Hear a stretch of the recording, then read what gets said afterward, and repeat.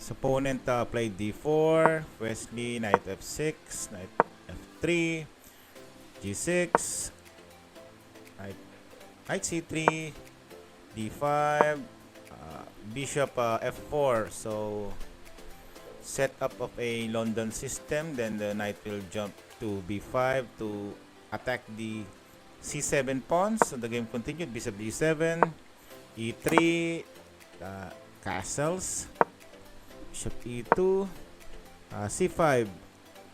Because Wesley's king has already castled, it's safe in the king side, he decides to break the center. That's a common principle in the opening. When your king is safe, break the center. Okay, so the opponent captures c5, knight d7, threatening to capture the gambit, this pawn, to recapture it, and probably push also the e5 if the rook is in here. Okay, so she took on c5, knight b5. He kicks off the knight. Let's see what will happen. The knight cannot go on c7 because the bishop that would protect the pawn, the knight could be attacked by the knight on f6. So the knight cannot go to c7. So let's move on. Bishop c7, queen e8. It may look that white has a better position, but it's simply uncoordinated. Okay, black has a solid position. This is like a sleeping dragon. The bishop on g7. So it continued. Knight c3, queen c6. So slowly but surely, black Wesley is always untangling his position, and he has a very solid pawn structure with only 2 pawn island, one, and this 5 pawn is just 1 pawn island. So e6. Okay, knight d5, attacking the queen, queen b6, threatening the b2 pawn. Of course, knight will go to b3 to protect that pawn. Knight d7, threatening the bishop. Of course, the bishop will go to his sweet diagonal. Then Wesley regrouped to d8. For me, the approach of Wesley is just what you call that, just trying to see what white will do, and who try to counterattack. He's doing it by playing a solid approach. So white moves bishop to d6, threatening to take the rook. So of course, rook a8, a4, b6, a5, of course b5, bishop f3, of course bishop b7, challenging the bishop on f3. Oh, what is this? Okay. He's giving up the knight because it's a discovery opening. Discovery would take the bishop. Bishop b4. For me, this is a mistake. He should have gone here, but the problem is the knight h5. He would take on the bishop, the dark square bishop. So white decides to go to this diagonal. The problem is this diagonal is only effective if the king is not yet castled, and he's doing nothing.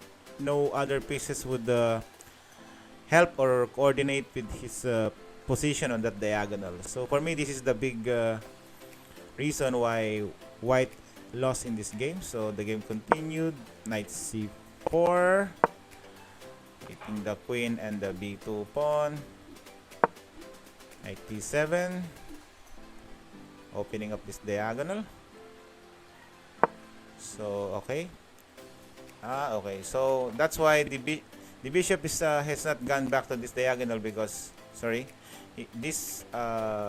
he's planning to do a somewhat fianchetto setup. Then knight, of course, knight e5, threatening the bishop and centralizing the knight for him to have more options.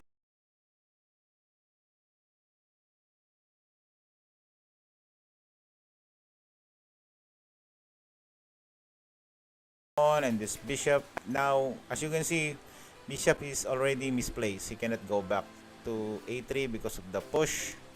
Okay, so bishop c5, then Wesley decides to take on the pawn, a free pawn.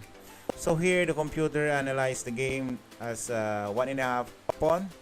Wesley is up 1.5 pawn advantage.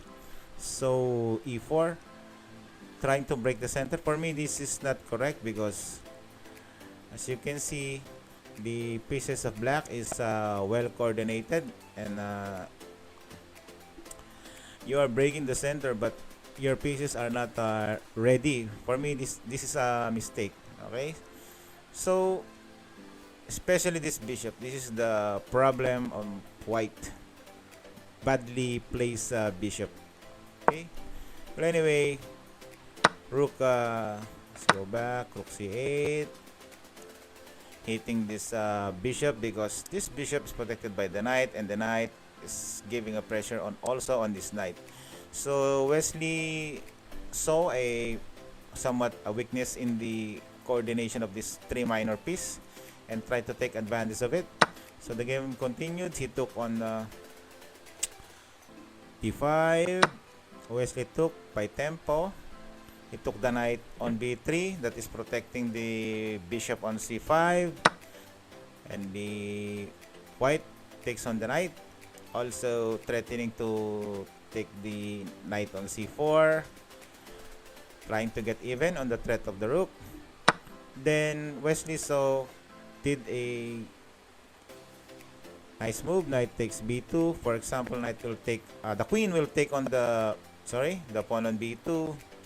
Then the rook is pinned, the bishop will be taken by the rook, and white has so many problems. And based on the computer analysis, Wesley is up by 2 pawns. It's so hard to get back on the game when you are behind 2 pawns. Okay, so here white resigned, but if it would continue, for example, he will not take the knight and push on the b4 pawn to protect the bishop. Best move for Wesley is the knight will go back to d3, hitting the queen and the bishop on c5. Queen will go to a3. Then the knight will take on the pawn on c5. B will take on c5. E1 takes on d3.